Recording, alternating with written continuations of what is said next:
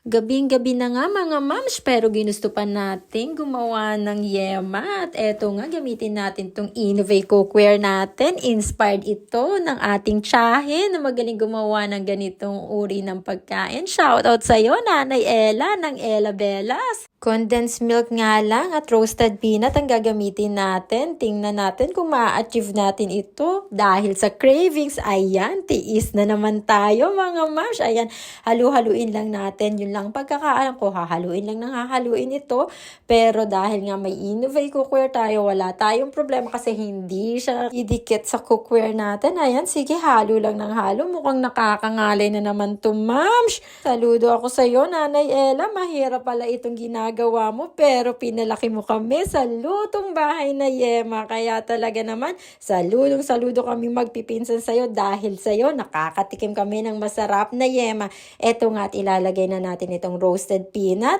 Binili lang namin to na roasted na at may honey siya. Kaya tingnan natin kung talagang ma-achieve kasi iba to sa peanut na nabibili natin sa Pilipinas. Pero push lang natin yan dahil yan sa cravings natin para mabusugan dyan natin. Kaya eto, halo lang ng halo. Sabi nila hanggang sa lumapot ay malapot na nga yung gatas. Pero ang gusto natin medyo may tutong. Kaya sige, i-push pa natin to. Mahaba-haba nga itong haluan. Kaya tara, samahan nyo lang ako. Magtiyaga lang kayo at makakatikim tayo ng masarap na yema. Hopefully, tiwala lang tayo guys. Ayan nga, at medyo nagbabago na yung consistency. Talaga nga naman, alam mo na ngayon ang consistency, pero hindi pa rin ganyan ang lapot na gusto natin. Hindi pa siya pang yema. Ayan, sige, haluin mo pa ng haluin, pero ayaw ka namang tulungan ng kasama mo dyan dahil daw ang tamis nito. Sana kasing tamis mo tong yema na to. Huy, ba't may ganun? Ang landi lang, mams. Sige na nga, haluin pa natin ito. Ayan nga, tikman natin. Baka okay na, pero mukhang hindi pa kasi nga mas masarap kung may medyo tutong-tutong siya, kaya haluin pa natin at konting-konti pa nga at hindi pa ito papasa sa panglasa ng masa.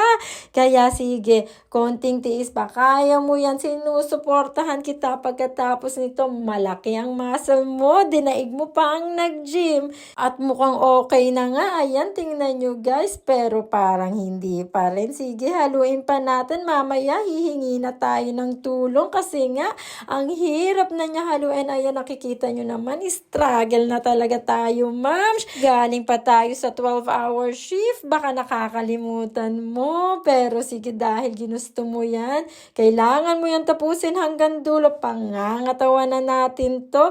Pwede namang bumili, pero hindi, ang gusto natin ay homemade. Pero ito talagang this time mukhang okay na siya talaga. Ayan, nakikita nyo, hindi talaga siya dumidikit, parang malabo yata yung tutong na iniisip natin.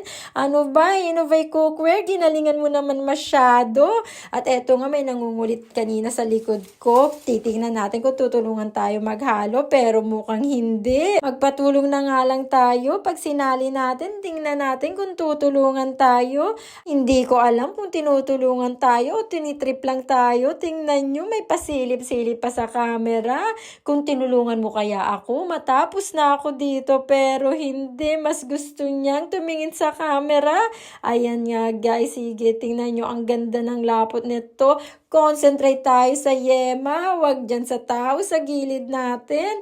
Mukhang na-achieve naman natin tong yema at mukhang sasakit ang ngipin natin dito sa sobrang tamis, pero okay lang dahil minsan lang naman. Ayan, itinuturo niya nga na wala halos naging sunog yung Innovate Cookware natin. Ang galing lang talaga. Kaya guys, ano pang hinihintay nyo? Tara na, i-experience nyo na din tong Innovate Cookware natin. Kita nyo naman yan guys, ang dali lang niyang hugasan at eto na nga yung nagawa nating yema. Talaga nga naman, achieve na achieve. Patok na patok sa panlasa ng mga kasama natin. Tara guys, tikman na natin. If you like this video, comment below and subscribe. Goodbye.